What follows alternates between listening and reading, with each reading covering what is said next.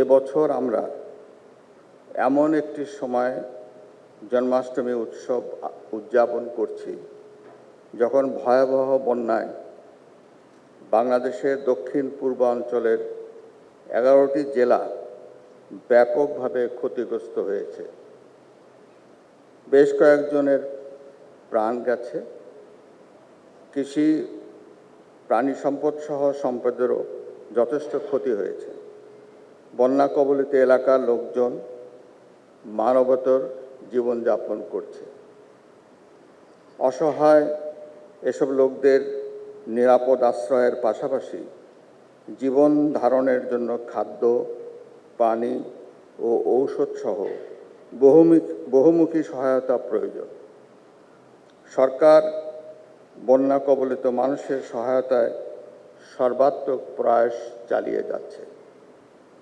এছাড়া বৈষম্য বিরোধী ছাত্র জনতাও তাদের সাধ্যমতে সহায়তা দিয়ে যাচ্ছে। দেশের এই সংকটকালে বানভাসী মানুষের পাশে দাঁড়ানোর জন্য আমি দেশবাসীর প্রতি উদাত্ত আহ্বান জানাচ্ছি। আমি আশা করি পরোপকারের মহান ব্রত নিয়ে যারা যতটুকু সামর্থ্য আছে তা দিয়েই অসহায় ও দুস্থ মানুষের পাশে দাঁড়ানোর জন্য দলমত নির্বিশেষে সবাই এগিয়ে আসবেন। সম্মানিত সুধীমণ্ডলী, হিন্দু ধর্মাবতার শ্রীকৃষ্ণ ছিলেন একজন পরোপকারী ও মানবদরিদ্র মানুষ এবং সমাজ সংস্কারক।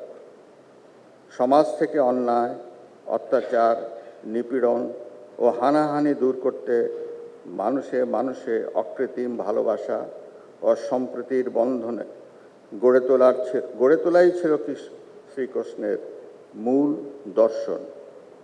অপশক্তির হাত থেকে শুভ শক্তিকে রক্ষার জন্য শ্রীকৃষ্ণ মথুরার অত্যাচারী রাজা কংসকে হত্যা করে মথুরায় শান্তি স্থাপন করেন।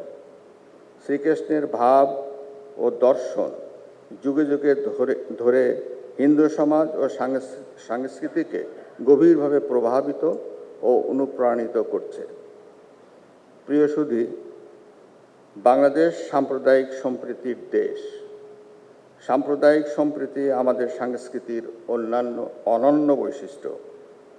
জাতীয় অগ্রগতি ও সমৃদ্ধি ত্বরান্বিত করতে সমাজে বিদ্যমান সম্প্রীতি ও পারস্পরিক সৌহার্দ্য অটুট রাখতে হবে। গণপ্রজাতন্ত্রী বাংলাদেশের সংবিধান সকল নাগরিকের সমান অধিকার নিশ্চয়তা দিচ্ছে। আমরা সবাই বাংলাদেশী। দেশকে এগিয়ে নিতে হলে ধর্ম বর্ণ নির্বিশেষে ভেদাভেদ ভুলে একসঙ্গে কাজ করতে হবে। সকল ধর্মের মূল বাণী হচ্ছে মানব কল্যাণ। ধর্মীয় মূল্যবোধকে দেশ ও জনকল্যাণে কাজে লাগাতে হবে। পারস্পরিক সহমর্মিতা, সম্প্রীতি ও মানবিক মূল্যবোধের বন্ধনে নতুন প্রজন্মের জন্য একটি প্রগতিশীল ও শান্তিপূর্ণ সামাজিক ব্যবস্থা গড়ে তোলাই হোক এবারের জন্মাষ্টমীর অঙ্গীকার। শ্রীকৃষ্ণের আদর্শ ও শিক্ষা মানুষের মধ্যে সৌহার্দ্য ও ভ্রাতৃত্বের বন্ধনকে দৃঢ় করতে গুরুত্বপূর্ণ ভূমিকা রাখতে পারে।